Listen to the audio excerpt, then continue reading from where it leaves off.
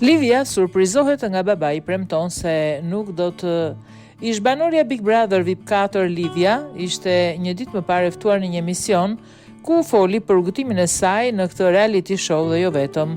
Moderatori e emisionit e pyeti Livian edhe në lidhje me babain e saj, të cilin e pa për herë të parë pas 22 vitesh gjatë një lidhje Skype kur ishte brenda shtëpisë më të famshme në Shqipëri. Ajo tregoi se ende nuk ishte folur me të apo takuar, por Livia u surprizua nga babai i saj përmes një audio mesazhi. Livia, jam shumë i lumtur që sot kam mundësinë të komunikoj me ty. Të kam ndjekur në Big Brother deri ditën që ti dole.